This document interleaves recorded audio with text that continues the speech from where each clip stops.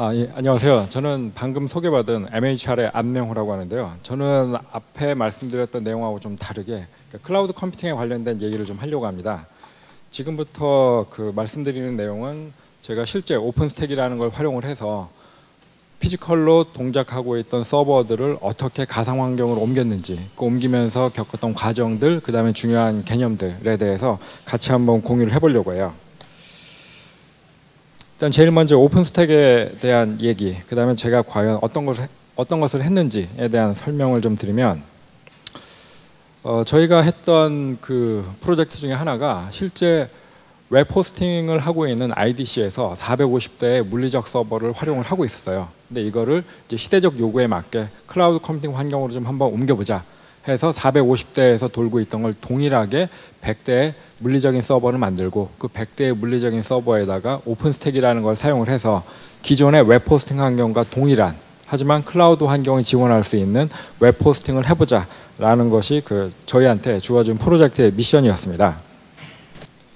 그래서 이걸 좀 더 구체적으로 말씀드리면, 간단하게 한마디로 아마존 웹 서비스를 만들고 그 웹 서비스 하에서 기존에 하고 있던 웹 호스팅을 하자라는 얘기예요. 아마존 웹 서비스는 많은 분들이 써보셨을 텐데, 사용자가 자기가 필요로 한 버추얼 머신을 만들고 그 버추얼 머신을 활용을 해서 기존에 동작하고 있던 웹 어플리케이션들 아니면 컴포넌트들을 올려놓고 사용하는 그런 환경입니다. 근데 이제 오픈스택이라고 하는 거는 오픈 소스로 이 아마존 웹 서비스하고 유사한 환경을 만들어 줄 수 있는 그런 프로젝트였어요.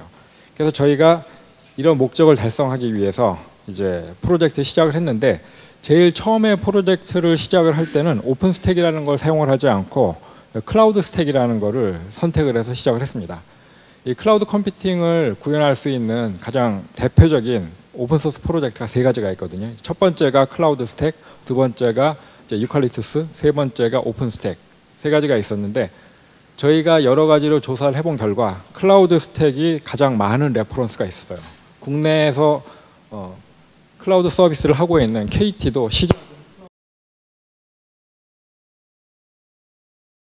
그래서 일단 레퍼런스가 많은 클라우드 스택을 사용을 해서 시작을 했습니다. 그때 저희가 그 클라이언트한테 받은 요구는 이제 크게 5가지가 있는데, 이제 안정적인 시스템 구성해달라. 그다음에 성능 당연히 최소화로 저하돼야 된다. 그다음에 세 번째가 기존 시스템의 100% 이전. 사실 이게 제일 힘들었습니다. 현재 웹 호스팅에서 쓰고 있던 것을 코드를 하나도 고치지 않고 그대로 클라우드 환경으로 옮겨달라는 강력한 요구가 있었고요. 그다음에 네 번째는 이제 다양한 서버 및 인프라 환경 지원. 450대가 서버 하드웨어도 다 틀리고 네트워크 구성도 다 틀리고 스토리지도 다 틀렸기 때문에 이것들을 클라우드 환경으로 온전하게 다 옮겨달라라는 내용. 그다음에 이제 5번째는 오픈 소스를 사용을 해서 비용을 좀 절감할 수 있게 해달라. 다른 얘기로 하면 VM웨어 쓰지 말라 이런 얘기예요. 왜냐하면 만약에 저희가 이 프로젝트를 VM웨어로 했으면은 이 라이센스 비용만 제가 알아봤을 때는 최소 5억 이상이었거든요. 근데 이것저것 합하고 또 기술료 이거 하니까 한 10억은 금방 나오겠더라고요. 그래서 그때 이 클라이언트가 반드시 오픈 소스를 써달라라는 요구가 있었습니다. 그래서 이런 요구를 좀 만족시키기 위해서 클라우드 스택을 선택을 했죠. 지금 보시면은 이 밑에 나와 있는 이 레이블들이 현재 클라우드 스택을 사용을 해서 클라우드 컴퓨팅을 구축하고 있는 레퍼런스 사이트들이에요. 보시면은 굵직한 이름들이 보이죠. 국내 같은 경우에는 KT, 그다음에 좀 잘 안 알려 있지만 타타 같은 경우, 그다음 브리티시 텔레콤이라든가 데이터 파이프 이런 곳에서 전부 다 이 클라우드 스택을 이미 사용하고 있었기 때문에 당연히 클라우드 스택만 가져다 설치를 해서 운영을 하면 큰 문제가 없을 거라고 생각을 했습니다. 그런데 설치까지는 참 별 문제 없이 잘 진행이 됐는데, 설치 다음부터가 정말 악몽이 시작이 됐어요. 저는 이렇게 많은 레퍼런스 사이트에서 잘 쓰고 있는데 안 되는 것도 많고, 그 다음에 버그도 많고, 그 다음에 결정적으로 안정하지가 않았어요. 굉장히 놀랐죠. 아니 이렇게 많은 레퍼런스가 있는데, 그리고 이렇게 프로그램이 불안전하고 문제가 있는데 이 사람들은 도대체 과연 어떻게 운영을 할까? 라는 생각을 참 많이 하게 됐습니다. 그래서 이런 문제들을 좀 해결을 하고자 나름대로 많이 한 달 정도 노력을 했는데, 그 한 달 정도 노력을 하면서 얻은 결론이 지금 보시는 4가지입니다. 첫 번째는 내가 겪는 문제, 시스템이 불안정하고 네트워크가 자주 끊어지고 그다음에 새로운 리소스 할당하는 데 있어서 행행 현상 같은 것이 발생하는 게 나만 겪는 문제는 아니구나. 클라우드 스택을 사용하는 대부분의 그 회사들 혹은 기관들에서 동일한 문제를 많이 겪고 있더라고요.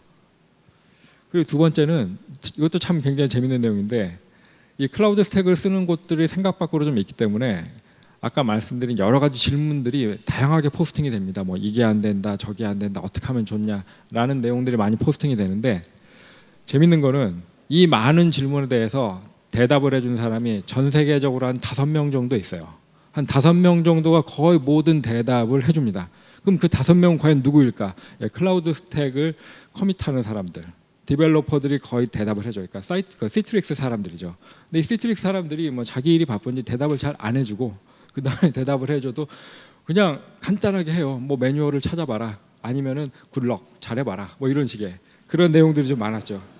굉장히 좀 황당했어요. 그리고 이제 결론적으로 뭐 이런 문제가 있고 포스팅을 하고 대답도 없으니까 별 수 없잖아요. 목마른 자가 우물을 파야 된다고. 그래서 결국 소스 코드를 들여다보기 시작을 했습니다. 최악의 선택이었죠. 왜냐하면 이 소스 코드 자체가 생각보다 좀 파일 사이즈가 좀 크고요. 그리고 좀 복잡해요. 뭐 여러분이 생각하실 때는 클라우드 스택이나 오픈 스택이 그냥 간단하게 버추얼 머신, 기존에 있던 하이퍼바이저 이용해서 사용하고 네트워크도 뭐 IP 테이블이나 뭐 라우팅 같은 기존의 라이브러리를 사용하기 때문에 코드가 좀 간단하지 않을까라고 생각하실 수도 있는데 사실 내용을 보면 상당히 복잡합니다. 뭐 그 이유는 뭐 이번에 제가 뒤에 말씀을 드리면서 약간 좀 첨부를 하도록 하고요. 어쨌든 이 클라우드 스택의 소스 코드를 보게 됐는데 제가 이 클라우드 스택 소스 코드를 열어보고 깜짝 놀란 거는 일단 첫 번째는 펑션의 소스 코드 라인이 300라인 넘는 게 굉장히 많아요. 그러니까 제 기준으로 봤을 때는 펑션이라고 하면, 그러니까 메서드라고 하면 소스 코드 라인이 30라인을 안 넘어야 된다라는 개인적인 지론을 갖고 있는데 이 클라우드 스택의 소스 코드를 실제 한번 오픈을 해서 보시게 되면 300라인, 400라인, 1000라인짜리 소스 코드들도 굉장히 심심치 않게 많이 보입니다. 그리고 결정적으로 제가 이 클라우드 스택 문제가 좀 많다라고 생각했던 게 펑션의 이름이 비슷하고 하는 기능이 비슷해요. 코드 중복이 굉장히 많습니다. 이 코드 중복이 많다는 걸 뭘 의미하냐면 디자인 자체가 그렇게 잘 되어 있지 않다는 거거든요. 아키텍처가 잘 설계가 되고 처음부터 디자인을 잘 적용을 했으면 이런 중복되는 부분이 상당 부분 없어야 되는데 이쪽 개발하는 업체에서도 그냥 처음에 별 생각 없이 간단하게 개발하다가 요구가 있고 사람들이 좋아하다 보니까 기능을 추가하니까 기존의 아키텍처라든가 디자인을 크게 선보지 않고 그 상태에서 계속 덧붙인 우리가 흔히 얘기하는 스파게티 코드가 된 거죠. 그래서 클라우드 스택 같은 경우에는 오픈 소스지만 실제 참여하는 인원이 그렇게 많지가 않아요. 근데 그거는 왜 그러냐면 말씀드린 것처럼 코드를 딱 보면 일단 코드가 굉장히 길고 그 다음에 디커플링이 잘 안 돼 있다 보니까 내용들이 비슷한 것이 많다 보니까 이걸 내가 도대체 코드를 손을 댔을 때 다른 펑션에 어떤 영향을 미칠까가 짐작이 되질 않아요. 그래서 내가 코드를 뭔가 커밋을 하거나 뭔가 패치를 하겠다라고 하는 거는 전체적인 내용을 어느 정도 이해해야 그게 가능하지 그냥 단순히 코드 몇 줄 보고 아 이거 고치면 되겠나라는 생각하기에는 일반적으로는 쉽지 않습니다. 그래서 클라우드 스택이 그렇게 많이 활성화가 안 된 이유도 있기도 하죠. 아니면 뭐 시트릭스에서 자기들만 계속 그 리더십을 갖기 위해서 일부러 그러는지 모르겠지만 어쨌든 딱 보기에 쉽게 참여할 수 있는 그런 프로젝트는 아닙니다. 그래서 클라우드 스택으로 거의 한 2달 정도를 보냈죠.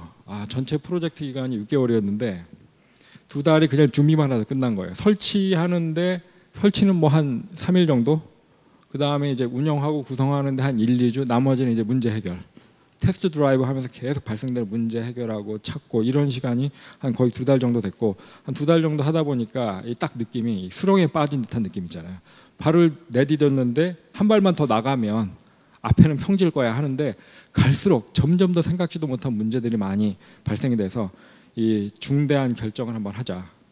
아무래도 클라우드 스택은 좀 아닌 것 같다 해서 그때 당시에 오픈 스택의 포럼이나 내용을 딱 봤더니 이거는 천국이더라고요. 일단 코드 자체가 깔끔해요. 파이썬으로 작성되어 있는데 뭐 전체적인 아키텍처도 그렇고 컴포넌트 구성, 그 다음에 프로덕트 로드맵이 굉장히 확실했기 때문에 아주 잘 짜여진 구도에서 진행이 되고 있었고 이 커미터들, 그 다음에 이 코드에 참여하는 그 개발자들도 굉장히 많았고 무엇보다도 어떤 질문에 대한 대답, 그 다음에 정보들이 굉장히 많았습니다. 참여도가 굉장히 높았거든요.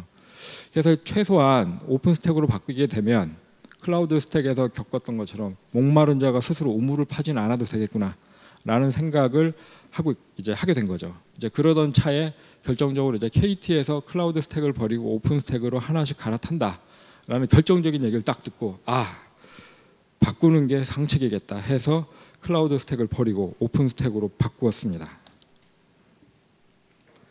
이제 지금 보시는 거는 오픈 스택의 SX 버전인데 뭐 오픈 스택 같은 경우에는 메이저 릴리즈가 1년에 한 2번 정도 발생이 돼요. 가장 최근 버전은 이제 폴섬 버전이 있고 이제 4월 달에 나올 게 이제 그리즐리라고 하는 버전인데 저는 폴섬의 이전 버전 이제 SX 버전을 써서 구축을 했는데 그 SX에서 가장 핵심적인 컴포넌트만 5개를 딱 그린 거예요. 그래서 뭐 제일 위에 호라이즌이라고 하는 거는 웹 기반의 유저 인터페이스, 쉽게 얘기해서 뭐 버추얼 머신을 만들고 네트워크 환경 설정하고 그 다음에 스토리지를 어태치하고 이런 관련된 기능이고 이제 노바라고 하는 부분이 실제 버추얼 머신을 관리하는 만들어주는 그러니까 버추얼 머신의 하이퍼바이저를 포함하지는 않고요. 하이퍼바이저를 매니지먼트 할 수 있는 그런 컴포넌트가 이제 노바라고 하는 게 있고 이제 글랜스라고 하는 거는 버추얼 머신을 만들어 생성을 하려다 보면 그 버추얼 머신 이미지가 필요하거든요. 그 이미지를 관리하는 일종의 이미지 리퍼지터리라고 생각하시면 돼요. 그다음에 이제 키스톤은 이제 멀티 테넌시 즉 하나의 클라우드 컴퓨팅 환경을 여럿이 나눠서 쓸 수 있는 환경을 만들어줘야 되다 보니까 어센티피케이션이 당연히 필수적으로 따라붙겠죠. 그래서 키스톤이라고 하는 부분은 그 사용자 인증 관련된 부분. 그 다음에 제일 끝에 있는 이제 스위프트라고 하는 건 스토리지. 이제 블록 스토리지인데 이 스토리지가 크게 보면 하드 디스크에서 어떤 OS를 구동하기 위해서 쓰는 부분이 있고 일종의 데이터 디스크처럼 활용하는 부분이 있는데 스위프트는 후자에 가깝습니다. 그래서 뭐 어떤 큰 덩어리의 파일을 뭐 저장을 한다거나 아니면은 뭐 사용자에 관련된 메타 정보 같은 것도 저장이 가능하고요. 그래서 이렇게 크게 5개로 구성이 되어 있습니다. 그리고 뭐 KT나 뭐 LG 같은 데서 뭐 데이터 스토리지 서비스 많이 해주잖아요. 그게 스위프트를 많이 응용을 해서 사용을 하고 있습니다. 그리고 오픈스택 프로젝트는 그 오픈소스 역사사상 가장 빠르게 성장하고 있는 프로젝트입니다. 지금 참여자가 180여 개 이상의 회사가 참여를 하고 있고요. 근데 이 참여하고 있는 회사의 면면들이 예사롭지가 않아요. 뭐 여러분이 아시는 IT 쪽의 빅 벤더들은 다 들어가 있습니다. 뭐 마이크로소프트나 하다못해 뭐 VM웨어도 참가를 하고 있고 뭐 인텔, 뭐 AMD, HP, 뭐 IBM 거의 다 들어가 있는데 참여 안 하고 있는 데가 딱 2군데가 있는데 이제 구글하고 그다음에 오라클. 예. 이제 그쪽 회사들은 자체 클라우드 컴퓨팅을 갖고 있기 때문에 그쪽에서는 참여를 하고 있지 않습니다. 그리고 펀딩 금액도 지금 오픈 소스 프로젝트 중에서 가장 많은 펀드를 갖고 있는 데가 리눅스 쪽이고요. 이제 두 번째가 오픈스택. 이 두 번째로 큰 그런 펀딩 금액을 갖고 있습니다. 뭐 우리가 잘 알고 있는 모질라나 아파치보다 훨씬 더 돈을 많이 갖고 있어요. 그만큼 기업이라든가 일반 사용자들의 관심이 높기 때문이죠. 그래서 이렇게 오픈스택을 사용을 해서 이제 클라우드 컴퓨팅 환경을 구축을 하다 보니까 몇 가지 결정해야 될 사항들이 있더라고요. 클라우드 스택 같은 경우에는 그냥 아무 생각 없이 다운 받아다가 설치하면 됐었는데 여기에는 약간 내용이 좀 틀렸습니다. 제일 먼저 결정을 해야 될 게 이 하이퍼바이저. 하이퍼바이저가 여러분이 잘 아시는 버추얼 머신의 핵심이에요. 쉽게 얘기해서 어떤 리눅스 서버 환경이 있고 그 리눅스 서버 환경에서 가상 서버를 만들어야겠다라고 하면 그 가상 서버를 만드는 거는 오픈 스택이 만들어주는 것이 아니고요. 뭐 이거는 클라우드 스택도 마찬가지고 하이퍼바이저라고 하는 걸 이용을 해서 가상 머신을 만들어주는 겁니다. 근데 이 오픈 스택 쪽에서 지원하는 하이퍼바이저가 뭐 여러 가지가 있는데 크게 보면 이 둘 중에 하나 선택을 많이 합니다. 첫 번째는 이제 KVM이라는 것과 두 번째는 젠 많이 들어보셨을 거예요. 이 두 가지 중에 한 가지를 많이 선택을 하는데 특성이 좀 틀려요. KVM은 커널 기반의 버추얼 머신이에요. 그 다음에 젠 같은 경우에는 돔 제로라고 해서 OS하고 어플리케이션 사이에 위치하는 약간 좀 독특한 구조를 가진 하이퍼바이저예요. 근데 KVM 같은 경우에는 이제 레드햇 쪽에서 인수를 해서 지속적으로 개발해 오고 있는 상황이고 젠 같은 경우는 이제 시트릭스 쪽에서 인수를 해서 개발을 하고 있죠.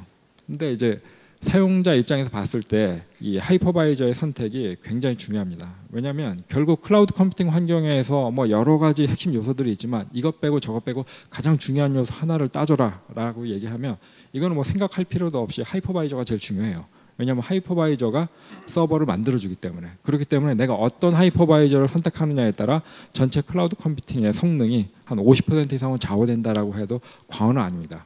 그리고 이제 실제 이런 거 운영을 하다 보면 발생하는 문제가 이제 크게 두 가지 부분이 있는데, 가장 많이 발생하는 부분은 네트워킹 관련된 쪽에 문제가 많이 발생이 되고요. 그 다음에 두 번째는 하이퍼바이저 자체. 그러니까 예를 들면 행 현상이 발생한다든가 아니면 I/O 퍼포먼스가 안 나온다든가. 근데 하이퍼바이저 쪽은 기술적 발전이 좀 많이 돼갔고요. 젠 같은 경우만 하더라도 거의 10년 이상 역사를 갖고 있다 보니까 기술적으로 많이 성숙이 돼 있어요. 그래서 하이퍼바이저 쪽에서 주로 우리가 선택할 때 고민할 문제는 과연 I/O 퍼포먼스를 내가 어느 정도까지 활용을 해야 될 것인가 라는 게 굉장히 중요한 문제입니다. 그리고 I/O 퍼포먼스 생각을 하면 KVM과 젠이 사용하는 방식이 서로 틀리기 때문에 어느 쪽을 선택할까가 결국 스토리지 쪽, 네트워킹 쪽 성능을 결정하기 때문에 아주 중요한 요소죠. 근데 과거까지는 한 1, 2년 전까지는 젠 쪽이 성능이 우세했었는데 이 최근에 KVM 쪽의 성능이 더 많이 좋아진 것 같아요. 안정성도 그렇고 I/O 퍼포먼스도 그렇고. 뭐 제가 자료를 찾다가 굉장히 재밌는 그 리플라이를 봤는데, 이 KVM이 과거에는 안 좋았지만 왜 최근에 성능이 많이 좋아졌나라는 부분은 레드햇에서 이 엔지니어들을 아주 많이 괴롭히고 있대요. 아침 저녁으로. 이제 레드햇 같은 경우는 자기들 그 디스트리뷰션이 있잖아요. 그럼 거기에 이제 KVM 올려서 사용자들 쓰게 하고 문제가 생기면은 그날 저녁까지 빨리 고치라고 그렇게 닥달을 많이 한다. 그래서 KVM이 날로 좋아지고 발전할 수밖에 없다라는 얘기를 본 적이 있습니다. 근데 실제로 적용을 해보면 예전에 보다는 KVM 굉장히 많이 좋아진 걸 느끼실 수가 있을 거예요. 그리고 결정적으로 KVM이 설치나 유지 관리가 훨씬 편합니다. 쟤는 이 설치가 쉽지가 않아요. 일단 설치하는 것부터가 굉장히 일입니다. 그래서 저는 뭐 특별한 사정이 없다라고 하면 젠보다는 KVM이 오픈스택에 훨씬 잘 맞다라고 말씀드릴 수가 있을 것 같고, 또 실제로 뭐 HP나 IBM 쪽에서도 젠을 쓰지 않고 KVM을 이용을 해서 하이퍼바이저를 많이 구현하고 있습니다. 지금 보시는 거는 그 하이퍼바이저의 선택이 좀 중요하기 때문에 좀 더 몇 가지 내용을 적어서 보여드리는데, 일단 제일 왼쪽에 있는 게 오픈스택 컴퓨트, 즉 하이퍼바이저를 담당하는 프로젝트에 나와 있는 버그 리포트예요. KVM 쪽은 제가 이 자료를 작성할 당시에 버그가 제로였고요. 젠 쪽은 23개였습니다. 아까 말씀드린 대로 레드햇이 워낙 엔지니어들을 혹독하게 다루기 때문에 문제가 생기면 바로바로 고치기 때문에 항상 버그가 빨리 리졸브가 되는 반면에 젠은 그렇진 않고, 그 다음에 레드햇이 KVM을 선택해서 또 이걸 상용 솔루션에 쓰고 있다는 것 자체부터가 굉장히 큰, 우리로서는 이제 앞으로 업그레이드라든가 성능 개선에 있어서 굉장히 좋은 결과를 기대할 수 있다라고 생각할 수가 있고, 그 다음에 실제 이제 마지막 오른쪽에 보시면 이제 퍼포먼스 관련된 부분이 있는데, 뭐 젠이나 KVM이나 퍼포먼스가 이게 크게 차이는 없고요. 이제 I/O 부분에 있어서는 최근에 KVM 쪽에서 더 많은 개선이 있어서 훨씬 더 좋아졌습니다. 그래서 여러분도 혹시 뭐 오픈스택으로 클라우드 컴퓨팅 환경을 구축한다라고 하면 뭐 젠도 좋지만 KVM도 굉장히 좋은 선택이 될 수가 있습니다. 그 다음에 이제 두 번째로 결정을 해야 될 문제가 이제 스토리지 관련된 부분을 결정을 해야 됐어요. 이제 하이퍼바이저가 선택이 되면 버추얼 머신을 띄울 수가 있잖아요. 그럼 버추얼 머신이 동작을 하려면 디스크가 필요하겠죠. 그럼 그 디스크를 운영하는 방식이 크게 세 가지가 있는데, 로컬로 해서 사용하는 방법, 두 번째는 리모트로 연결을 사용하는 방법, 세 번째는 로컬과 리모트를 섞어서 쓰는 이제 하이브리드 방식을 쓰는 방법이 있습니다. 물론 당연히 우리가 쉽게 생각할 때 퍼포먼스만 생각을 하면 로컬로 가는 게 베스트겠죠. 아무래도 같은 머신 내에 있으니까 별다리 I/O를 탈 일이 없잖아요. 근데 이 로컬로 쓰게 되면 퍼포먼스는 좋은 반면에 나중에 매니지먼트 하는 게 좀 문제가 생겨요. 그러니까 클라우드 컴퓨팅을 할 때 여러분이 생각하실 때 가장 빈번하게 쓰게 되는 것이 이제 버추얼 머신을 사용을 한다, 그 다음에 네트워크를 사용한다, 뭐 스토리지를 사용한다라고 많이 생각하실 수가 있는데, 이 넷플릭스라는 회사가 있는데요. 이 넷플릭스는 아마 제가 알기로는 지구상에서 가장 큰 클라우드 시스템을 갖고 있는 회사예요. 그 비디오 스트리밍 시스템 자체를 100% 다 클라우드 상에서 운영을 하고 있습니다. 근데 그 회사에서 이 클라우드를 운영을 하면서 어떤 리소스를 자기들이 가장 많이 쓰나라는 걸 체크한 그 보고서가 있는데 그 보고서에 따르면 네트워크를 가장 많이 쓰는 것도 아니고요. 스토리지를 가장 많이 쓰는 것도 아니고 가장 빈번하게 많이 쓰는 게 버추얼 머신이에요. 무슨 얘기냐면 굉장히 빈번하게 버추얼 머신을 생성했다 지웠다 생성했다 지웠다 합니다.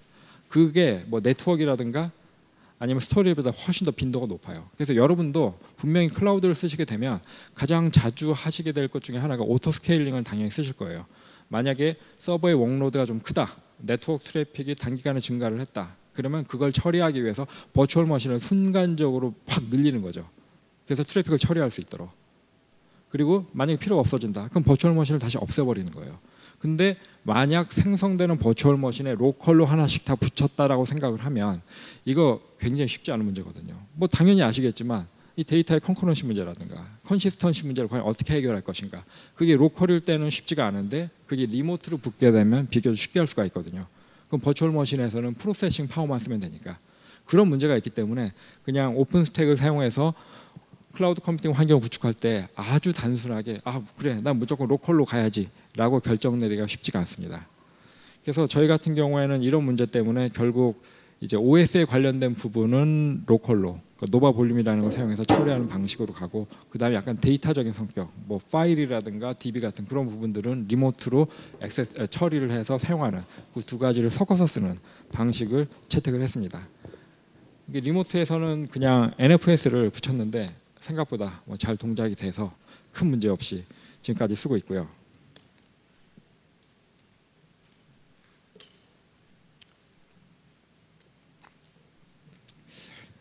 그리고 이제 세 번째 결정을 해야 될 게 네트워킹 모델. 사실 하이퍼바이저 잘 선택하고 그 다음에 스토리지 모델을 잘 선택을 해도 오픈스택에서 가장 크게 성능에 영향을 미치는 부분은, 이거는 뭐 열이면 열, 경험해 보신 분들한테 물어보면 다 이 얘기를 하실 거예요. 네트워킹 모델.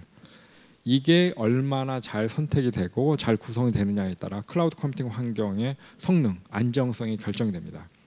그리고 여러분들이 아마 하시다 보면 문제 한 10개의 문제가 있으면 그중에 8개, 9개는 다 네트워크에 연관된 문제를 만나게 되실 거예요. 그만큼 네트워크 문제가 쉽지가 않고, 그 다음에 뭐 이번에 나오는 버전부터는 좀 틀리겠지만 액세스 버전까지는 피지컬 레이어하고 로지컬 레이어가 구분이 없었어요. 그래서 어떤 네트워크를 한다라고 하는 것 자체가 피지컬 레이어에 내가 로지컬 레이어를 올리는 개념이었기 때문에 피지컬 레이어에 제약을 받을 수밖에 없었거든요. 그래서 그 부분이 쉽지가 않았는데, 마찬가지로 이 오픈스택 SX 버전에서도 이 피지컬 레이어에 기반한 플랫 모델, 그 다음에 이제 플랫 DHCP, VLAN 세 가지 모델을 제공을 하고 있거든요. 그러니까 플랫 모델 같은 경우에는 내가 별도로 네트워크를 구성을 하지 않고 기존에 있던 피지컬 네트워크를 그냥 그대로 쓰겠다라는 게 플랫 모델이고, 플랫 DHCP는 내가 따로 구성을 하고 DHCP까지 내가 같이 돌리겠다라고 하는 게 플랫 DHCP고, 마지막 나와 있는 VLAN은 뭐 여러분이 잘 아시는 VLAN 모델입니다. 근데 뭐 VLAN도 그렇고 플랫도 그렇고 플랫 DHCP도 뭐 각각 장점이 있는데, 사실 VLAN은 뭐 이번 버전까지는 모르겠지만 그 SX 버전까지만 해도 사실 구성하고 테스트하는 게 그렇게 쉽지가 않았어요. 그래서 저희는 뭐 이것저것 테스트 해보다가 플랫 DHCP라는 걸 선택을 해서 구현을 했고, 이 플랫 DHCP를 선택을 할 때 우리가 특히 이제 고려해야 될 부분은 결국 네트워크를 선택하는 데 있어서 가장 중요하게 여러분이 판단의 기준으로 삼아야 될 거는 결국 멀티 테넌트냐 아니냐라는 부분이 가장 클 거예요. 만약에 멀티 테넌트를 내가 곧 죽어도 꼭 제공을 해야겠다라고 하면 플랫 DHCP보다는 VLAN 방식으로 하는 게 맞고요. 내가 멀티 테넌트를 쓰지 않고 싱글로 가도 괜찮다라고 얘기하면 그냥 뭐 플랫 DHCP 아니면 기존의 플랫 방식을 써도 돼요. 근데 만약에 어떤 클라우드 컴퓨팅 환경을 구축을 하고 여러 사람이 쓰는데 각각 쓰는 사람들이 구분이 돼야 되는 그런 환경이라고 하면은 플랫 DHCP보다는 아마 VLAN 쓰시는 게 가장 현명한 선택이 될 겁니다. 그래서 이 오픈스택 사용해서 네트워크 만들 때는 딱 하나, 멀티 테넌시를 할 건가 말 건가. 뭐 멀티 테넌트를 한다? 그럼 VLAN. 그렇지 않아도 된다. 그럼 플랫 DHCP나 플랫 방향으로 하시는 게 큰 무리가 없는 선택이 될 거예요. 그래서 이렇게 해서 오픈스택을 설치하는 데 있어서 필요한 결정들, 버추얼 머신 뭘 쓸 건가, 그러니까 하이퍼바이저를 뭘 쓸 건가, 스토리지, 로컬 아니면 리모트 어떤 걸 할 거지 라는 부분, 그 다음에 이제 네트워킹 모델은 내가 멀티 테넌트를 지원할 건가 말 건가 라는 부분을 결정을 딱 하면 일단 설치가 된 거잖아요. 그럼 이제 그때부터 오픈스택을 디플로이먼트를 시작을 하는데 이게 생각처럼 쉽지가 않습니다. 자, 이 디플로이먼트가 뭘 얘기하는 거냐면, 자, 오픈스택이라는 거를 활용을 해서 클라우드 컴퓨팅 구성을 하려고 하면 대부분 구성이 일단 웹 UI 담당하는 거 하나, 그 다음에 스토리지 담당하는 거 필요에 따라 한 뭐 3-4개 정도 빼고 나머지는 다 노바 컴퓨터를 깝니다. 무슨 얘기냐면 하이퍼바이저를 돌릴 수 있는 거를 쫙 깔아줘요. 근데 그게 뭐 한두 개면은 상관이 없는데 만약에 한 100개 정도 깔아야 된다 라고 하면 이게 또 얘기가 굉장히 차원이 다른 얘기가 되거든요. 그러니까 설치가 시간이 좀 걸리고 설정해야 될 것들도 좀 많아서, 그래서 이 디플로이먼트를 하나씩 다 한다라고 하는 거는 너무 시간 낭비고 인생이 아깝잖아요. 그래서 이걸 좀 편하게 할 수 있는 툴을 찾자라고 해서 찾아보니까 크게 3가지 툴이 있었거든요. 첫 번째는 이제 델에서 나온 크로바, 두 번째는 이제 우분투, 그러니까 캐노니컬에서 나온 주주라고 하는 것이 있고, 그 다음에 오픈 소스로 도다이라고 하는 게 있습니다. 이 3가지 디플로이먼트 툴이 있는데 이걸 쓰게 되면 편한 게 뭐냐면 오픈스택의 설치 관리가 굉장히 편해져요. 내가 뭐 스크립트를 뭐 작성을 하고 하나씩 명령을 내릴 필요 없이 그냥 툴에서 필요한 파라미터 설정하고 버튼만 몇 번 클릭을 해주면 오픈스택 환경이 바로 구축이 되는, 설명으로는 아주 놀라운 툴이죠. 내가 했으면 한 달은 해야 될 거를 불과 한 반나절, 뭐 하루 만에 자동으로 다 해줄 수 있는 그런 놀라운 툴인데 안 되더라고요. 근데 참 신기한 건 다른 뭐 동영상이나 이런 걸 보면 다 잘 된대요. 그래서 제가 한 번은 직원하고 같이 동영상을 하나하나 정지를 시켜가면서 똑같이 구성을 했거든요. 안 되더라고요. 제가 생각할 때는 차이가 뭐냐면 이 크로바가 델에서 나온 거였는데 델에서 나온 서버를 안 써서 그런 것 같아요. 제가 그때 썼던 게 HP에서 나온 서버를 갖고 썼는데 HP에서 나온 서버를 갖고 똑같이 글자 하나 안 틀리고 다 똑같이 했는데 안 됐다면 다른 거는 제가 쓴 서버밖에 없으니까 아마 크로바나 뭐 주 같은 경우는 특정한 하드웨어, 베어메탈에서만 정상적으로 동작하는 게 아닌가라는 의구심을 뭐 아직도 좀 떨쳐버릴 수가 없습니다. 어쨌든 간에 이런 디플로이먼트 툴을 사용해서 좀 뭔가 편안하게 해보자라는 생각은 물거품이 되고, 그 다음에 이것저것 찾다가 이제 데브스택이라고 하는 거를 만났는데, 데브스택은 원래는 디플로이먼트 툴은 아니고요. 오픈스택을 개발하는 환경을 쉽게 구현해주는 그런 툴이에요. 근데 사실 오픈스택을 내가 하나하나 매뉴얼로 설치한다고 하면 시간도 많이 걸리고 생각처럼 쉽지 않습니다. 아마 처음부터 하나하나 다 하신다라고 하면 최소 2-3주 정도는 생각하셔야 될 거예요. 그리고 이것저것 하다 보면 아마 설치하는 데만 한 달은 금방 갈 겁니다. 왜냐하면 아까 말씀드린 뭐 하이퍼바이저 선택하고 관련된 설정해주고 스토리지, 이게 말은 쉽게 했는데 실제 하려고 하면 오픈스택에 맞춰서 해야 되기 때문에 좀 익숙해지셔야 되거든요. 그다음에 한 2주 정도, 한 달에 한 2주 정도 네트워크에서 굉장히 많이 헤매실 거예요. 근데 그런 모든 것을 한 번에 쉽게 해결해 줄 수 있는 게 바로 이 데브스택이라고 하는 아주 고마운 툴이 있습니다. 이거는 한마디로 정말 다운받아서 얘네들이 하라는 대로 하면 진짜 돼요. 한 2-30분 정도면 진짜 된다라는 게 굉장히 놀라운 그런 툴이고요. 그 다음에 이제 두 번째가 렉스페이스에서 제공하는 툴인데, 이 클라우드 컴퓨팅 쪽에서 이 퍼블릭 쪽에서는 아마존이 굉장히 중요한 역할을 차지하고 있다라고 하면, 이제 프라이빗 쪽에서는 렉스페이스라는 회사를 빼놓고는 얘기를 논할 수가 없어요. 사실 오픈스택 프로젝트의 가장 큰 테크니컬 리더십을 갖고 있는 회사가 렉스페이스고, 나사에서 개발한 걸 받아서 오픈 소스로 공개한 것도 렉스페이스에서 현재 진행이 되고 있고, 또 렉스페이스도 아마존 클라우드하고 유사하게 퍼블릭 클라우드도 현재 제공을 하고 있습니다. 거기에서 자신들이 필요로 해서 개발한 툴이고 그걸 공개를 한 거기 때문에 신뢰성이 굉장히 높죠.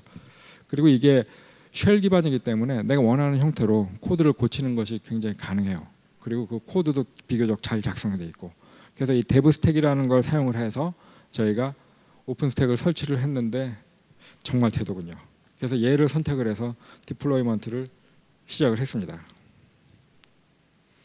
근데 이 데브스택 같은 경우에는 좀 한 가지 좀 아쉬운 점이 있는데, 뭐냐면 이게 원래 디플로이먼트 툴이 아니라 개발 환경을 만들어주는 툴이었기 때문에 서버를 리스타트를 하면 오픈스택이 동작이 안 돼요. 스크립트 자체가. 그러니까 무슨 얘기냐면 오픈스택 딱 설치하고 서버를 리스타트를 하잖아요. 그 순간 오픈스택 서비스들이 올라오질 않아요. 근데 이거 개발하는 어차피 데브스택 자체가 디플로이먼트 툴이 아니었기 때문에 뭐 개발하는 입장에서는 이게 좋을 수도 있는데 실제 운영하는 입장에서 굉장히 좀 골치가 아프거든요. 그래서 저희 같은 경우에는 이 데브스택 스크립트, 그러니까 쉘을 갖다가 좀 고쳐서 리스타트를 해도 다시 동작할 수 있는 방식으로 바꿨더니 뭐 별 문제 없이 잘 돼서 얘를 사용을 해서 저희가 디플로이먼트 100대를 무사하게, 지금 같은 경우에는 한 100대 하면 한 반나절 정도면 되고요. 근데 사실 그 반나절도 저희가 뭐 작업하는 시간이 반나절이 아니라 그냥 명령 내리고 기다리는 시간이 반나절 정도 돼요. 저희 같은 경우는 이제 이 데브스택에다가 페이브릭이라는 툴을 사용을 해서 같이 디플로이먼트를 하고 있는데 뭐 이 툴을 쓰는 덕분에 굉장히 편안하게 잘 하고 있습니다. 그래서 이제 이렇게까지 해서 하니까 디플로이먼트까지 끝난 거죠. 그래서 이제 본격적으로 마이그레이션 한번 시작을 해보자. 그리고 마이그레이션을 위해서 기존에 사용하고 있던 환경들, 아까 말씀드린 것처럼 이제 클라이언트의 요구사항이 자기들의 소스 코드를 하나도 안 고치고 쓰고 싶다. 그 다음에 다양한 서버라든가 환경 쪽에서도 있는 거 그냥 똑같이 에뮬레이션을 쓰고 싶다라는 게 있었기 때문에 이제 디플로이먼트가 끝났으니까 그 다음에 컨피그레이션 단계로 넘어갔습니다. 근데 이 컨피그레이션 쪽이 이게 또 잘 안 되더라고요. 컨피그레이션에서 저희가 가장 시간 많이 쓴 게 이 인스톨 하기까지도 그 네트워크 컨피그레이션에 시간이 오래 걸렸는데 이게 이제 디플로이먼트를 다 하고, 그러니까 쉽게 얘기해서 100대가 오픈스택이 다 돌아가고 있는 상황에서 사용자가 원하는 형태, 그러니까 아까까지는 피지컬한 레이어의 네트워크를 구성하는 거였다면 이제는 오픈스택 상에서 플로팅 IP 같은 걸 활용을 해서 로지컬한 네트워크를 구성하는 걸 얘기하는 거예요. 그거 구성하는 게 너무 잘 안 되더라고요. 해봐도 문제가 많고, 그 다음에 이런 부분은 설명도 잘 안 나와 있어요. 아무래도 오픈스택이나 클라우드 컴퓨팅 환경을 운영하는 입장에선 이게 사실 노하우거든요. 이걸 어떻게 구성하느냐에 따라 안정적인가 아니면 성능이 결정될 수 있기 때문에 이런 부분은 잘 공개가 안 돼 있더라고요. 그래서 이제 고심 끝에 좀 경험 있는 분들을 만나서 한번 얘기를 해보자 해서 얘기를 들었는데 뭐 그분 얘기도 뭐 그렇게 썩 희망적인 얘기는 아니었어요. 뭐 결론은 잘 안 되고, 그 회사 같은 경우에는 이것저것 시도해봤는데 잘 안 돼서 그 오픈스택에 보면 이 인스톨레이션 매뉴얼이 있거든요. 그 매뉴얼에 나와 있는 그대로 설치를 해서 쓰고 있다. 한 두 달이 아니고 한 3달 정도 운영한 그 경험을 봤을 때 매뉴얼에 있는 대로만 해도 잘 되더라. 나는 행복하다. 밤에 잠을 잘 자고 있다. 뭐 그런 말씀을 하시더라고요. 근데 저희가 원하는 환경은 그게 아니라서 결국은 또 도움을 받을 수가 없어서 또다시 이제 또 삽질이 시작이 됐죠. 이걸 하다가 보니까 이제 중요한 게 이제 로깅이 굉장히 중요한 이슈로 다가왔습니다. 왜냐하면 지금부터는 디플로이먼트가 끝났고 내가 원하는 환경을 구성해야 되는 거기 때문에 내가 원하는 환경에 대한 답을 딱 가지고 있는 사람이 거의 없더라고요. 그러다 보니까 모든 문제를 내가 해결을 해야 됐고, 이 문제를 해결하려다 보니까 정보가 필요했고, 정보가 필요하다 보니까 결국 로깅이라는 부분에 이제 맞닥뜨렸고요. 이 로깅에서는 저희가 뭐 여러 가지를 많이 고려를 해봤는데 뭐 아무래도 RCS 로그가 제일 나은 것 같아서 이 RCS 로그라는 걸 사용을 해서 각 컴퓨터 노드마다 로그를 수집을 했고, 이제 로그 수집하실 때 아마 여러분도 요거 오픈스택을 사용해서 뭔가 하시고 운영을 하시다 보면은 비슷한 절차를 겪으실 텐데, 이 한 가지 팁을 드리자면 이 중요한 게 로그에 이 3가지 레벨이 있어요. 첫 번째는 노바. 아까 말씀드린 대로 버추얼 머신 관리하는 그 노바라는 컴포넌트가 있고, 그 노바라는 컴포넌트는 이 하이퍼바이저를 직접 액세스하지 않아요. 라이브버트 D라고 하는 라이브러리가 있습니다. 그 라이브러리가 일종의 표준 API 같은 역할을 하는 그런 인터페이스 레이어인데, 이 레이어를 통해서 하이퍼바이저를 액세스를 해요. 그리고 참고로 라이브버트 D 같은 경우에는 이제 IBM에서 개발해서 헌납을 한 그런 프로젝트입니다. 그래서 어떤 문제가 발생했다라고 하면 제일 먼저 보셔야 될 게 노바 관련된 로그를 보시고, 근데 노바 로그가 별로 도움이 안 될 경우가 좀 많아요. 그러면은 그 다음 단계로 라이브버트 D에 있는 로그를 보시면 여기에서 거의 정말 필요한 정보들을 다 보실 수가 있을 거예요. 뭐 네트워크가 왜 안 되나, 스토리지는 왜 안 되지, 얘는 얘를 왜 못 찾지, 뭐 이런 문제들이 노바보다는 제 경험으로 봤을 때는 이 두 번째 단계 라이브버트 D에서 찾는 경우가 대부분이었고요. 그 다음에 이것도 해결이 안 되는 경우는 이제 마지막 하이퍼바이저의 로그, KVM이나 제네 로그를 보는 건데 저는 아직까지 뭐 KVM이나 뭐 제네 로그를 보는 경우는 없었고요. 대부분 이 라이브버티디의 로그를 보고 해결할 수가 있었습니다. 근데 이게 로그만 보다 보면 좀 문제가 생기는 게 결국 이 오픈스택이라고 하는 게 하나의 프로젝트가 아니라 여러 개의 프로젝트가 모여 있는 거고 그 여러 개의 프로젝트가 API를 기반으로 서로 서비스를 콜을 하고 그 다음에 사용하고 이런 관계거든요. 그래서 이 오픈스택 전체가 어떤 식으로 동작하는지가 머리에 그려지지 않으면 로그나 이런 내용을 봐도 이해가 잘 안 돼요. 그렇다 보니까 이 노바에 보면 이 디버그라고 하는 옵션이 있는데 이 디버그라는 옵션을 딱 주고 어떤 명령을 실행하게 되면 구체적으로 오픈스택이 이런 명령을 주었을 때 어떻게 처리하나 라는 것을 굉장히 자세하게 볼 수가 있습니다. 그래서 오픈스택 사용하실 때 특히 어떤 문제가 발생했을 때 여러분 이 디버그라는 옵션을 꼭 잊지 말고 쓰시면은 관련된 내용들, 그러니까 오픈스택이 어떻게 동작을 하고 어디에서 문제가 생겼고 그때 에러가 뭐구나 라는 걸 굉장히 쉽게 아실 수가 있을 겁니다. 그래서 이런 이 로그와 그 다음에 노바의 디버그 모드를 사용을 해서 결론적으로 컨피그레이션까지 성공적으로 마쳤죠.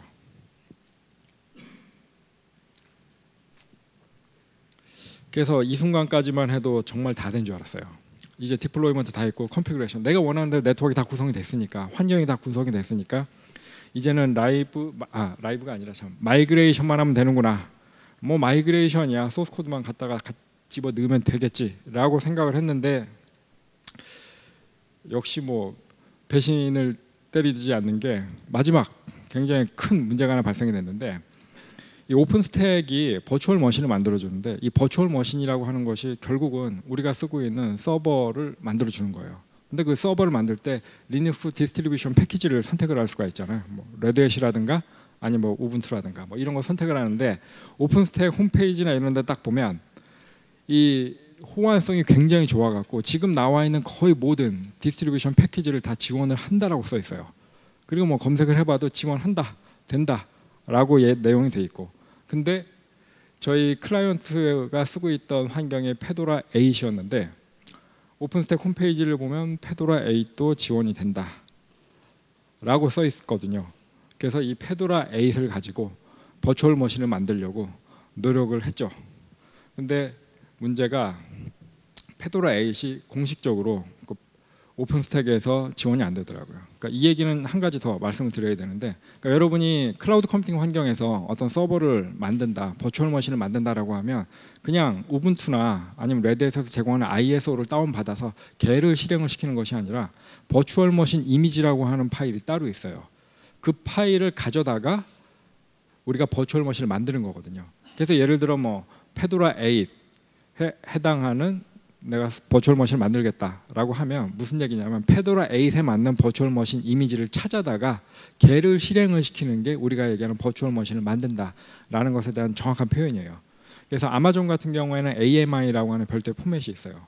아마존 머신 이미지. 그래서 아마존 같은 경우에도 버추얼 머신 만들 때 내가 뭐 우분투 이미지 다운받고 뭐 IS 파일 갖고 만드는 것이 아니라 내가 원하는 버전을 갖고 있는 AMI 파일을 받아다가 걔를 이용해서 버추얼 머신을 만드는 거죠. 그 마찬가지로 저희도 오픈스택을 사용해서 페도라 8을 만들어야 됐기 때문에 페도라 8으로 만들어진 버추얼 머신 이미지를 열심히 찾았는데 찾지를 못했습니다. 그래서 이제 가진 삽질 끝에 이 ISO를 갖고 저희가 버추얼 머신 이미지를 따로 생성을 하고 그리고 나서 부팅을 딱 해봤는데 그러니까 지금 이 왼쪽에 나와 있는 화면이 이제 부팅 화면인데 부팅이 되다가 멈추더라고요. 그 이유가 또 뭐였냐면 이제 디스크 I/O 때문에 그러니까 쉽게 말씀드려서 페도라 10인가 제가 기억하기에 페도라 10인가 11부터 이 리눅스 쪽에서 이 디스크 I/O에 대한 갑자기 잊어버렸네. 버추얼 I/O인가 뭐라는 드라이버가 있는데 페도라 11인가부터는 디폴트로 들어가 있고 그 전에는 이게 디폴트로 들어가 있지 않은 상황이에요. 근데 버추얼 머신 이용해서 부팅을 하려고 하면 분명히 그 버추얼 디바이스 I/O가 깔려져 있어야 되는 상황이고요. 그게 딱 모순이죠. 얘를 부팅을 해야 버추얼 디바이스를 드라이버를 설치를 하는데 얘가 부팅이 안 되니까. 그래서 여러 가지 문제점을 해결하고자 이것저것 찾아보니까 결론적으로 이제 디스크 I/O 쪽에 문제가 있었다라는 걸 확인을 하고, 그리고 이거를 저희가 버추얼 머신 이미지 쪽을 약간 좀 조작을 해서 이미 있는 것처럼 속여서 일단 부팅이 돼서 필요한 이미지를 설치하는 방식으로 마무리를 했습니다. 이제 이렇게 되다 보니까 이제 페도라 8이 올라왔고, 이 페도라 8이 올라오니까 기존에 쓰고 있던 웹 호스팅에서 동작하고 있던 뭐 코드들 정말 하나도 수정 없이 100% 그대로 갖다 쓰는 게 가능해졌습니다. 그래서 이제 이 디플로이먼트, 이제는 실제 아까 말씀드린 그 코드들을 옮기는 마이그레이션 과정에 이제 돌입을 했는데, 저희가 4대 테스트 설치할 때 1.5개월 걸렸던 거, 이게 결론적으로 96대, 이제 총 100대를 설치해야 되다 보니까 시간이 굉장히 오래 걸리잖아요. 하나씩 다 하려다 보면. 그래서 이제 저희가 이제 페이브릭이라는 툴을 사용을 했는데, 페이브릭이라고 하는 거는 이제 파이썬으로 만들어진 일종의 SSH 라이브러리라고 생각을 하시면 돼요. 어떤 내가 명령을 줄 때 터미널에서 주는 명령을 페이브릭이라는 라이브러리를 사용을 하게 되면 내가 실제 접속해서 어떤 명령을 준 것 같은 그런 효과를 주는 것이 바로 이 페이브릭이 하는 역할입니다. 그래서 아까 저희가 썼던 그 데브 스택, 이제 저희가 원하는 컨피그레이션을 아니까 그 컨피그레이션에 맞게 스크립트를 고치고, 이제 페이브릭이라는 툴을 이용해서는 그냥 그 데브 스택을 내가 원하는 서버에서 하나씩 다 실행시키도록 명령만 주면 되는 거죠. 그럼 이제 저는 이제 차 한잔 하면서 여유 있게 기다리면 한 반나절 정도면 모든 게 다 설치가 돼서 올라오는 그런 환경을 구축할 수가 있었습니다. 그리고 이제 마이그레이션하고 디플로이먼트까지 이제 끝내고 이제 실제 운영하다가 이제 겪는 문제가 뭐였냐면, 이 밸런싱 문제가 발생이 되더라고요. 무슨 얘기냐면, 이 버추얼 서버를 운영을 하다 보면 이 버추얼 서버가 우리가 생각할 때는 뭐 예를 들어 버추얼 서버가 10대가 있고 그 10대 10개의 어플리케이션을 돌린다라고 하면 그 10개의 어플리케이션이 하나씩 잘 배치가 될 것이다 라고 생각하실 수가 있는데, 뭐 실상은 전혀 그렇지 않고요. 그냥 무작위로, 정말 무작위라는 표현이 적당할 거예요. 무작위로 그냥 비어있는 공간에 서버가 들어가고 그 서버에서 어플리케이션이 돌아가는 이런 형태가 발생이 돼요. 근데 이런 형태가 발생이 되면 뭐가 문제냐면, 결과적으로 우리가 클라우드 컴퓨팅에서 제공하는 가장 기본적인 내용은 뭐냐면 4가지의 컴퓨팅 리소스를 제공을 하는 거예요. 우리가 어플리케이션을 개발을 한다, 운영을 한다라고 하는 거는 이 4가지 컴퓨팅 리소스를 잘 활용해서 원하는 일을 컴퓨터한테 시킨다라고 하는데, 그 4가지 리소스가 바로 디스크, CPU, 메모리, 네트워크, 이 4가지 리소스거든요. 그 클라우드 컴퓨팅, 즉 오픈 스택이 하는 역할이 뭐냐면, 피지컬 서버에서 아니면 피지컬 레이어에서 제공하는 4가지 요소들 있잖아요. CPU 관련된 부분, 디스크 관련된 부분, 네트워크 관련된 부분, 이제 디스크에 관련된 부분을 피지컬 머신에서 흡수를 하고 이걸 사용자가 원하는 형태로 로지컬 형태를 만들고, 사용자가 이 로지컬한 컴퓨팅 리소스들을 조합해서 자기가 원하는 형태의 기능을 할 수 있도록 만들어주는 게 클라우드 컴퓨팅의 가장 핵심적인 기술적인 입장에서의 본질이거든요. 근데 이게 지금 보시는 제일 왼쪽처럼 어떤 하나의 피지컬한 서버에 디스크를 많이 쓰는 그 버추얼 머신이 있고, CPU와 메모리를 많이 쓰는 버추얼 머신이 있고, 네트워크를 많이 쓰는 머신이 이런 식으로 밸런싱이 돼 있으면 서로 겹치는 리소스가 없기 때문에 이 3개의 버추얼 머신들이 사이좋게 잘 동작이 되는데, 만약에 지금 보시는 것처럼 한 버추얼 머신에 네트워크를 많이 쓰는 버추얼 머신들이 쫙 설치가 되어 있거나 아니면은 디스크를 많이 쓰는 머신들이 쫙 설치가 되어 있으면 어떤 일이 발생하냐면 멈춥니다. 멈춘다라는 게 분명한 건 서버가 죽진 않았어요. 얘가 동작은 해요. 단지 시간이 오래 걸릴 뿐이에요. 그러니까 예를 들어 예전에는 터미널을 접속해서 엔터를 치면 바로바로 그 다음 프롬프트가 뜨는데, 이게 지금처럼 특정 리소스에 대해서 인텐시브하게 웍로드가 걸리게 되면 엔터 치고 제가 한 10분까지 기다려본 것 같아요. 터미널에서 다음 라인으로 넘어가는 데까지. 그 정도로 컨제스천이 굉장히 심하게 발생이 됩니다. 그래서 실제 오픈스택 같은 걸 이용해서 운영하실 때는 적절하게 컴퓨팅 리소스가 분산이 될 수 있도록 만들어 주시는 게 굉장히 중요합니다. 그리고 여기에 대한 방안은 현재까지는 없기 때문에 내가 알아서 잘 해주셔야 되고요. 그리고 이제 뭐 마이그레이션하고 이제 운영하는 것까지 다 돼서 이제 행복하게 오픈스택을 활용을 해서 클라우드 컴퓨팅 환경을 구축을 했고, 이 구축을 하는 동안에 저희가 좀 배운 교훈들을 몇 가지 좀 정리를 좀 해봤어요. 일단 오픈스택을 활용해서 클라우드 컴퓨팅 만들 때 제일 첫 번째 드리고 싶은 말씀은 오픈스택 코드를 아무래도 수시로 보시는 게 좋을 것 같다라는 생각을 좀 많이 합니다. 근데 뭐 다행스러운 거는 오픈스택 코드가 그렇게 어렵지 않고 잘 작성됐기 때문에 보면 볼만해요. 그래서 문제가 뭐 안 풀리거나 내용에 대한 좀 이해가 필요하다, 그냥 과감하게 코드 열어보시면은 굉장히 큰 도움이 될 겁니다. 그 다음에 이제 두 번째, 이것도 굉장히 중요한 팁인데요. 정말 반드시 하드웨어 좋은 거 쓰셔야 돼요. 피지컬 서버가 있으면 결국 피지컬 서버에서 버추얼 머신 돌아가는 거잖아요. 피지컬 서버가 나쁘면 버추얼 서버도 성능이 안 좋습니다. 당연한 거죠. 원판이 안 좋은데 수정본이 잘 나올 수가 없잖아요. 그래서 제가 생각할 때 버추얼 머신 하드웨어 스펙은 뭐 예를 들어 CPU는 한 16코어 정도 쓰시고, 중요한 게 메모리는 아낌없이 투자를 하셔야 됩니다. 한 128기가 정도 꽂아갖고 쓰시면 굉장히 좋을 거예요. 제가 아까 말씀드린 컴퓨팅 리소스가 결과적으로 CPU, 메모리, 디스크, 네트워크 4가지가 있다고 하잖아요. 이 4가지 중에 듀플리케이션이 안 되는 유일한 컴포넌트가 하나 있어요. 그게 바로 메모리예요. CPU나 이런 거는 뭐 그냥 같이 이렇게 섞어서 쓸 수가 있는데 메모리는 절대 그게 안 돼요. 그래서 만약에 좋은 스펙의 하드웨어를 사고 싶은데 사장님이 반대해서 비싼 걸 못 쓴다, 그럼 CPU나 이런 걸 포기를 하시고 메모리에 아낌없이 투자를 하십시오. 그게 훨씬 더 성능이 좋아요. 그래서 뭐 거듭 말씀드리지만 메모리는 가능한 한 꽂을 수 있는 데한 최대한 다 맥스로 꽂아놓고 쓰시는 게 제일 좋고, 그 다음에 이제 로그하고 모니터링 굉장히 좀 잘 보셔야 될 필요가 있고, 어쨌든 뭐 센트럴라이즈드 로깅 그 시스템을 구축해서 항상 내가 편리할 때 각 서버 터미널 들어가지 않고 로그를 다 볼 수 있도록 만들어 주시는 게 중요하고, 그 다음에 이제 오토메이티드 컨피그레이션은 아까 말씀드린 페이브릭 같은 툴을 이용해서 내가 원하는 시점에 노바 같은 컴퓨터 노드를 늘렸다 줄였다 할 수 있도록 하는 게 중요하고요. 사실 클라우드 컴퓨팅이 주는 강점 중에 하나가 그거죠. 필요한 만큼의 리소스를 사용할 수 있다는 거. 그걸 여러분이 직접 하신다라고 하면 인생이 정말 허무합니다. 밤낮으로 붙하고 계속 모니터링하면서 트래픽이 늘었으니까 서버 만들어야지, 줄여야지, 이거 할 짓이 못 되거든요. 요즘은 뭐 툴들이 많이 나와 있으니까 이런 거를 처음에 러닝 타임이 좀 들더라도 반드시 공부를 하시는 게 좋다라는 거. 그 다음에 이제 마지막으로 드리고 싶은 말씀은 항상 피지컬 서버의 성능을, 퍼포먼스를 모니터링 하셔서 70% 이상 안 넘도록 하시는 게 굉장히 중요한 것 같아요. 돈을 좀 아끼겠다고 나는 한 80, 90까지 쓰고 정말 나는 잘 활용하고 있어, 거의 모든 성능의 90%까지 쓰고 있으니까 이 얼마나 훌륭하지 않냐라고 생각하시면 나중에 큰일 납니다. 그러니까 그런 일 겪지 않으시려면 항상 70% 이상 넘지 않도록 약간의 버퍼를 두시고 운영하시는 게 굉장히 좋아요.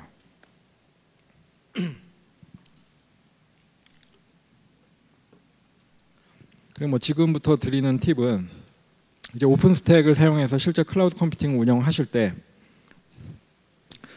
오픈스택에서 현재 제공하지 않는 것들. 근데 제가 지금 말씀드리는 게 SX 버전이기 때문에 이번 4월에 나오는 그리즐리에서는 약간 좀 바뀌는 것도 있지만 어쨌든 SX 버전으로 말씀을 드리면 지금 보시는 요 오른쪽 하단에 있는 내용들은 오픈스택이 제공해주지 않고 있습니다. 그러니까 결국 이거는 개발자가 직접 해야 된다는 얘기죠. 컨피그레이션 매니지먼트 관련된 부분은 뭐 페이브릭 같은 툴을 쓰셔도 되고, 아니면 요즘 많이 쓰고 있는 쉐프나 이제 퍼펫 이런 걸 쓰셔도 괜찮습니다. 그 다음에 이제 커퍼시티 매니지먼트가 아까 말씀드린 대로 버추얼 서버들을 어떻게 잘 분산해서 배치할 것인가, 이거는 잘 해주셔야 되고요, 알아서. 그 다음에 이제 리모트 액세스 하는 거는 이제 SSH 쓰시고, 하이 어베일러빌리티, 만약에 서버가 뭐 트래픽이 없다 아니면 뭐 죽었다 이럴 경우 HA 프락시 써서 바로 이제 살려줄 수 있는 그런 방법 해주셔야 되고, 업그레이딩 같은 경우에는 데브 스택을 쓰시면은 좋은 점 중에 하나가 업그레이드가 굉장히 쉽게 가능해집니다. 그래서 이것도 이제 직접 해주셔야 되고, 그 다음에 이제 모니터링 같은 부분도 뭐 현재는 별도로 제공하고 있지 않기 때문에 기존에 많이 쓰시는 모니터링 툴을 써서 하시면 돼요. 그래서 지금 뭐 시간이 내용이 좀 남았는데 시간이 2분밖에 안 남아갖고 나머지를 좀 빨리 가면, 자, 오픈스택 환경을 직접 한번 구축해서 사용을 해보고 싶다라고 하시면 아까 말씀드린 대로 고민하시지 말고요, 그냥 데브 스택을 다운 받아서 쓰시면 돼요. 그 밑에 그 URL이 있는데 devstack.org 치시면은 다운로드 받을 수 있고, 다운받고 설치하는 방법은 지금 보시는 요 화면대로만 하시면 진짜 설치가 됩니다. 그러니까 여기에서 생략된 게 뭐냐면 중간에 패스워드 치라고 그래요. 그러니까 예를 들면 어드민 패스워드 뭐 할래 뭐 이런 거 나오는데 그것만 딱 쳐주시면 정말 설치가 제대로 돼요. 그래서 한 20분 30분 정도만 기다리시면 그 다음에 지금 보시는 것처럼 오픈스택의 호라이즌 즉 웹 인터페이스로 뭐 버추얼 머신을 만들고 뭐 지우고 네트워킹 설정하고 이런 것들을 할 수 있는 화면을 보실 수가 있고 이 화면을 쓰시면은 굉장히 쉽게 별도로 공부하지 않으셔도 굉장히 편하게 버추얼 머신들을 만들어 쓰실 수가 있습니다. 그래서 뭐 거듭 말씀드리지만 그냥 홈페이지 액세스 하셔갖고 다운 받아서 하라는 대로만 하면 너무나 쉽게 되니까 시간 날 때 한번 해보시면 좋은 경험이 될 것 같습니다.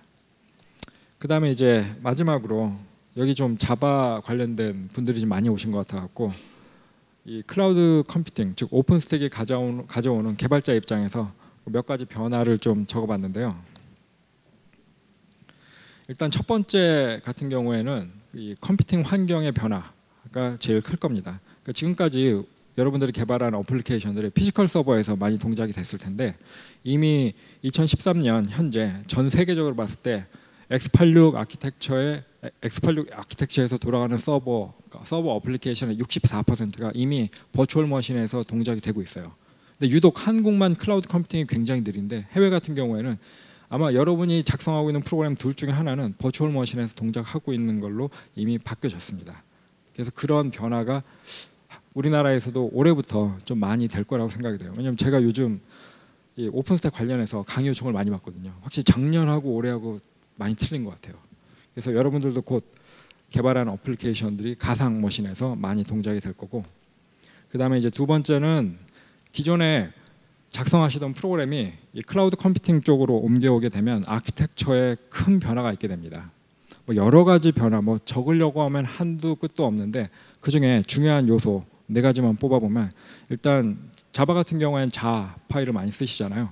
근데 이게 클라우드 컴퓨팅을 실제 많이 활용하고 있는 쪽에서는 자 파일을 쓰지 않고 이게 API 서비스 쪽으로 전부 다 변화가 됩니다. 그런 식으로 아키텍처를 많이 설계하시고 그 다음에 SQLDB도 이제 센트럴라이즈드에서 많이 사용하던 것이 NoSQL 기반으로 많이 변화가 되고 그 다음에 이제 인터페이스도 탱글드 약 여러 가지 섞여 있던 것들이 이제 레이어드 딱딱 구분이 되는 형태의 인터페이스로 많이 변화가 오고 그 다음에 그동안 개발했던 그 오브젝트들이 팻 그리고 뚱뚱하고 그다음 복잡한 거였다라고 하면 이게 굉장히 간단한 라이트하고 시리얼라이즈블해서 그 서비스 컴포넌트를 서로 주고받을 수 있는 형태로 아키텍처가 많이 변화가 됩니다.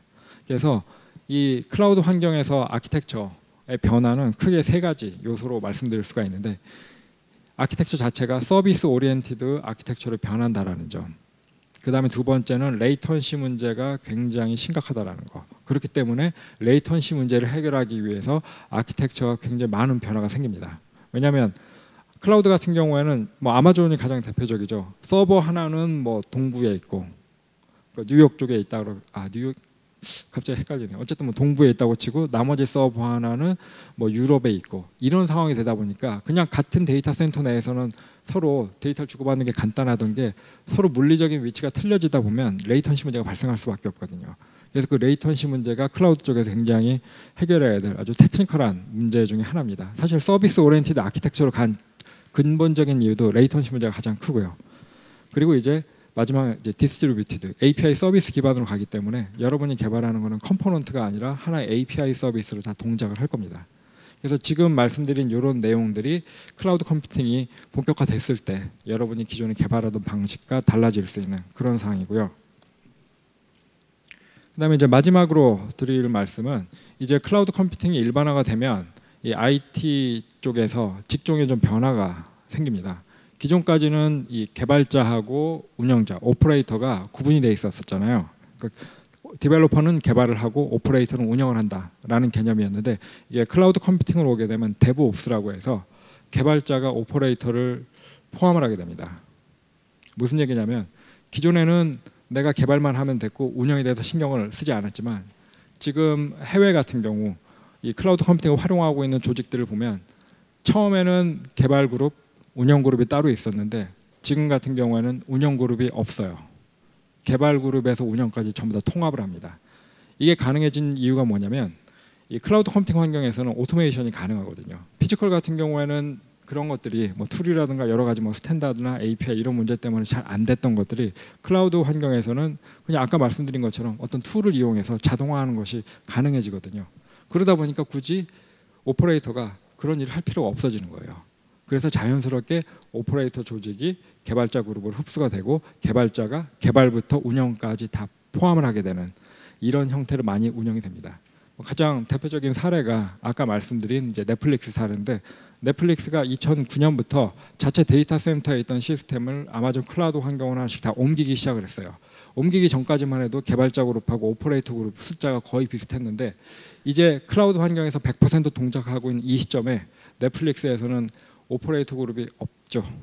개발자 그룹만 있고, 그 개발자 그룹에서 한 4~5명 정도가 개발자들이 이 오퍼레이션을 쉽게 할 수 있는 툴을 개발을 하고, 그 툴을 이용해서 개발, 그 다음에 배포, 운영까지 전부 다 개발자 손에 맡겨지게 됩니다. 근데 그러한 변화가 한국에서도 클라우드 컴퓨팅이 활성화가 되면 똑같이 일어날 걸로 예상이 됩니다. 그래서 이런 부분들이 활성화가 되면 그만큼 더 이 개발자들의 영역이 더 넓어지고 할 일이 많아질 거로 생각이 되고 있습니다. 이상으로 발표를 마치도록 하겠습니다. 감사합니다.